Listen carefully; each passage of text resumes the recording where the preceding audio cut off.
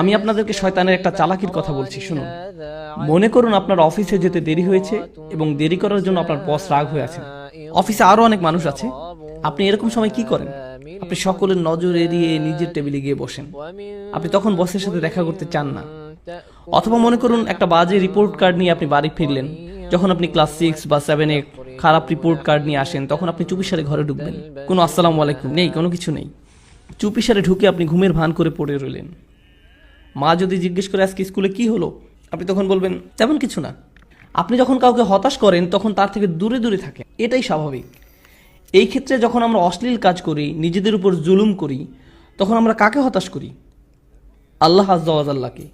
আপনি আল্লাহকে অসন্তুষ্ট করেন, শয়তান তখন এর সুযোগ নেয়। আপনার কাছে এসে সে বলে, তুমি এখন আবার সালাহ পড়তে যাবে? ভণ্ড, তুমি এসব অশ্লীল কাজ করে এসেছো, এখন আবার একটা ক্লাস করতে যাবে? এখন তুমি ইবাদত করতে যাবে? তুমি তো দুমুখ মানুষ। তখন সে বলে, হ্যাঁ আমি তো দুমুখ মানুষ, আমার সালাহ করা উচিত হবে না। শয়তান আপনার গুনাহের সুযোগ নিয়ে আল্লাহর কাছ থেকে আপনাকে আরো দূরে সরিয়ে রাখে। আপনি তখন আল্লাহর সামনে দাঁড়াতে বিব্রত বোধ করেন। কিন্তু একজন সত্যিকারের মুত্তাকি যখন ভুল কিছু করে, তৎক্ষণাৎ সে কি করে? সে আল্লাহকে স্মরণ করে। যাকারুল্লাহ ফাস্তাগফিরু লিযুনুবিহিম, তারপর তার আল্লাহর কাছে ক্ষমা চেয়ে নেয়। এখানে জুনুব শব্দটা দিয়ে পাপ বোঝানো হচ্ছে, যা এসেছে জানাব থেকে। জানাব দিয়ে মূলত বোঝানো হয় এমন একটা পাপ যার কারণে আপনি অসম্মানিত বোধ করেন, এমন কোনো কাজ যার কারণে আপনি লজ্জিত, বিব্রত। আর তারা আল্লাহর কাছে ক্ষমা প্রার্থনা করে তাদের কৃত লজ্জাজনক কাজ থেকে। ওয়া ইয়াগফিরুয যুনুবা ইল্লাল্লাহ, আল্লাহ ছাড়া আর কে গুনাহ ক্ষমা করতে পারেন? আপনি আর কার কাছে যাবেন? কোথায় যাবেন? আল্লাহ ছাড়া আর কে জানে আপনি আর আমি কি কি ভুল করেছি। আমাদের গুনাহের খাতায় বহু জিনিস আছে যা আল্লাহ প্রকাশ করেননি, শুধু আল্লাহই সেসব জানেন। সেসবের জন্য আল্লাহর কাছে আমাদের ক্ষমা চাইতে হবে। জান্নাতে যারা যাবে তাদের বর্ণনায় যেসব বৈশিষ্ট্য এসেছে তার মাঝে এটাই প্রধান বৈশিষ্ট্য।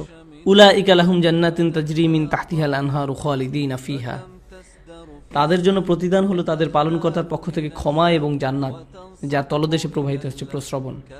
এখানে যে শেষ কথাটি আপনাদের আমি বলবো, আমার ফ্যামিলির সাথে একবার শপিং মলে গিয়েছিলাম। সেখানে এক মা তার ছেলেকে ভীষণ বকা দিচ্ছিলেন, আর ছেলেটা চিৎকার করে কাঁদছিল। মা ছেলেকে কষে একটা চড়ও বসিয়ে দিল।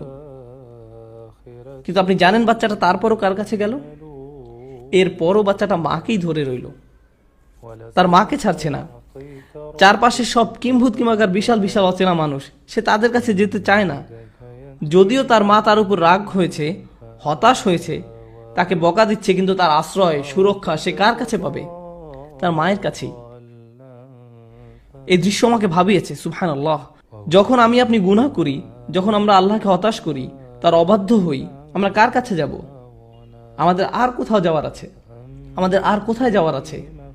তাই আমরা আল্লাহকে অসন্তুষ্ট করলেও, আর আল্লাহ আমাদের যেমন দেখতে চান তেমন আমরা হতে না পারলেও, সত্যিকারের মুত্তাকি কখনোই আল্লাহর উপর আশা হারায় না। আল্লাহর উপর আশা হারানোর অনুমতি তিনি আমাদের দেননি। লা তাকনাতু মির রাহমাতিল্লাহ, সত্যিকারের মুত্তাকি কখনোই আল্লাহর উপর আশা হারায় না।